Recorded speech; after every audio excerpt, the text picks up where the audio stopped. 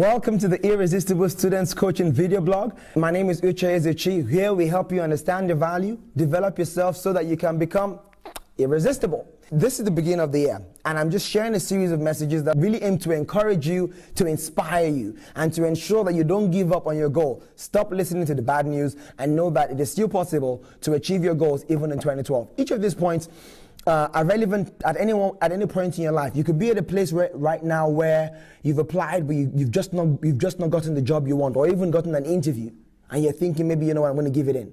Or you could have gotten a job, and at some point you might be thinking, okay, where do I go from here? This is an important point.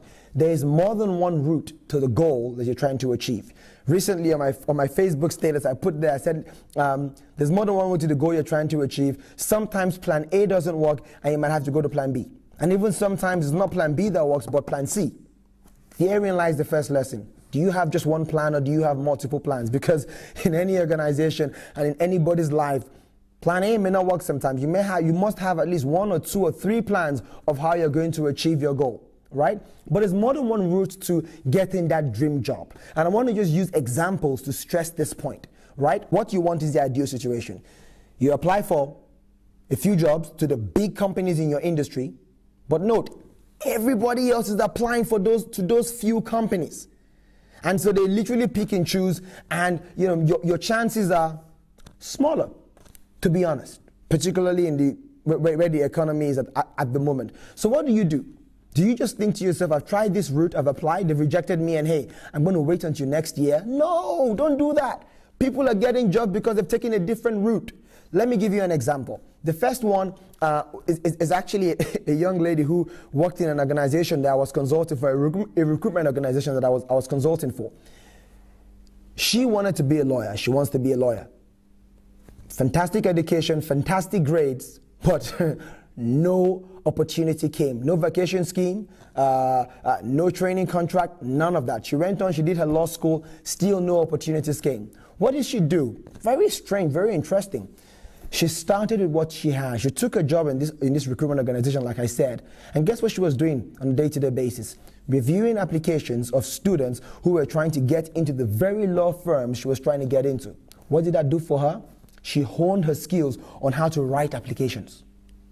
Then, when these students got interviews, the boss of the organization, who used to be a lawyer himself, trained her on how to coach them to succeed at interviews.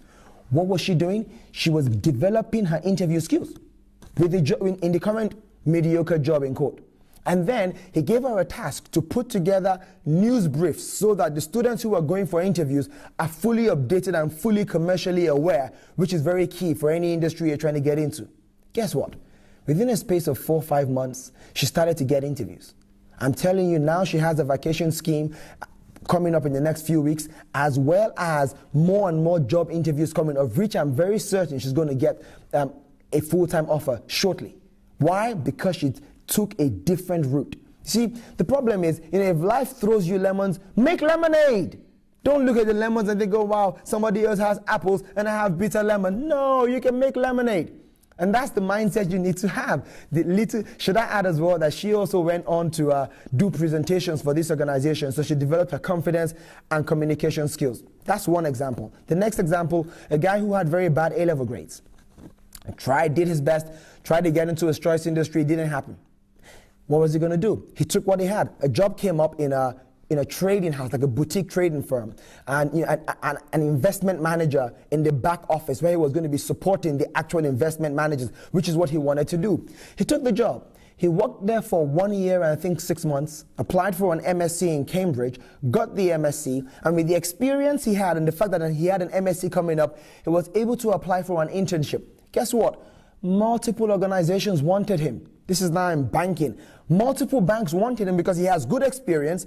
They're going to get him as an intern with almost 2 years of experience, and he's going to be doing his MSc in Cambridge. He did his internship in Goldman Sachs. At the end of his internship, he got the offer. Went to Cambridge, came back, and started his full-time job as an analyst in Goldman Sachs. That's the lawyer. That's the banker. Let me give you the example of a consultant. My friend finished with a 2-2 from university, did his very best trying to get into major strategy firms, didn't happen, called a friend who was in recruitment. He said, look, the only way I can help you is we actually have a few small consultancy firms who are looking for graduates. He took the job reluctantly, but because it was a small firm and they were in a growth phase, he got tremendous experience, niche expertise. Now guess what? He's a director in a big strategy firm. The point is simple. You may want to do the ideal, but it may not happen. So if life throws you lemons, you make lemonade. There's more than one route to your goal. I will use my example to finish off. I wanted to do investment banking. I was told point blank, it's not going to happen. But what did I do? I kept trying. I interviewed for a role in corporate banking. That's not investment banking. In fact, it's not even sexy, in quote. But I go on to do my corporate banking, get a graduate job in corporate banking, but still push to go into investment banking. And eventually I make that transition. I am here talking about making you irresistible, and that's the truth. But you also have to be realistic. Sometimes you might have to take a different route. Open your eyes. Do what Dr. Robert Schuller says. He calls it count to 10 and win. Take out a piece of paper, 1, 2, 3, 4, 5, 6, 7, 8, 9, 10, up to 20 if you want, and begin to write, what are the many routes I can use to get into the industry? I may not start where I want to start, but note that where you start is not where you end up. No. Sergeant Bond, who became the chief executive and the chairman of HSBC, started as a bank clerk. And you were complaining? No, you can do it. I'm so confident. But remember, there's more than one route to achieve your goal. Plan A doesn't work, do plan C. Do plan B, then plan C, and plan D if necessary. You only fail when you give up trying. Put a comment below.